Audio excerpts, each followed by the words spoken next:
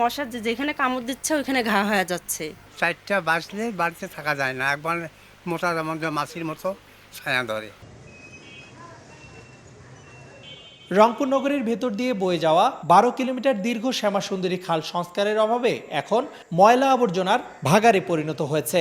মশার কামড়ে ম্যালেরিয়ায় মায়ের মৃত্যুতে 1890 সালে জনকীবল্লভ সেন খনন করেছিল এই শ্যামাসুন্দরী।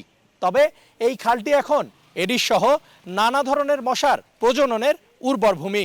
আর মশার যন্ত্রণা থেকে রেহাই পেতে 2 মাসের শিশুসহ 3 মেয়েকে নিয়ে দিনের বেলা কয়েল ও মশারি খাটিয়ে রেখেছেন রংপুর নগরীর 20 নম্বর ওয়ার্ডের বাসিন্দা লিপি বানু। একই অবস্থা নগরীতে বসবাসকারী অন্য বাসিন্দাদেরও। মশা যেখানে কামড় দিচ্ছে ওইখানে ঘা হয়ে যাচ্ছে, এত মশার উপদ্রব। আমরা চাই যে মশাটা যাতে দূর হয়ে যায়।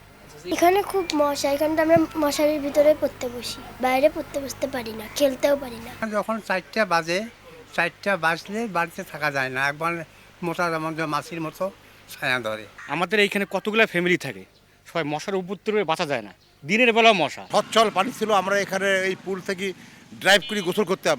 এখন এখানে একটা অপরিষ্কার অপরিচ্ছন্ন, এবং এটাকে মানুষ দখল করিয়া আশেপাশে যে বাড়িঘরগুলো হয়েছে এবং এখান থেকে মশার সৃষ্টি হচ্ছে। বিকাশে কম খরচে ক্যাশ আউটের লিমিট বেড়ে 50,000, প্রিয় এজেন্টও 2টা। আমাদের যে মেয়র মহোদয় সাহেব আছেন, আমি আপনার কাছে বিনীত অনুরোধ করব, আপনি একটু আসেন, একটু শ্যামাসুন্দরীটার পাশ দিয়ে একটু হাঁটেন, একটু দেখেন কি অবস্থাটা এই শ্যামাসুন্দরী খালের। তবে সিটি মেয়রের দাবি শ্যামাসুন্দরী ধ্বংসের দায় নগরবাসীর, আর সপ্তাহখানেকের মধ্যে শুরু করবেন মশক নিধন কার্যক্রম। শ্যামাসুন্দরী ক্যানেলটা হচ্ছে একটা মানে মশার অভয়ারণ্য। নাগরিক কিছু দায়িত্ব আছে, সে দায়িত্বটা কিন্তু আমরা করতেছি না। তুমি শ্যামাসুন্দরীর 2 ধারের বাড়ি দেখবা, সমস্ত ল্যাট্রিনের লাইন শ্যামাসুন্দরীতে লাগানো।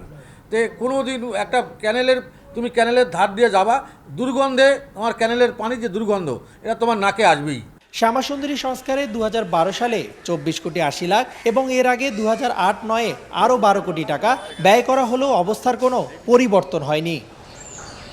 রেদওয়ান হিমেল, সময় সংবাদ, রংপুর।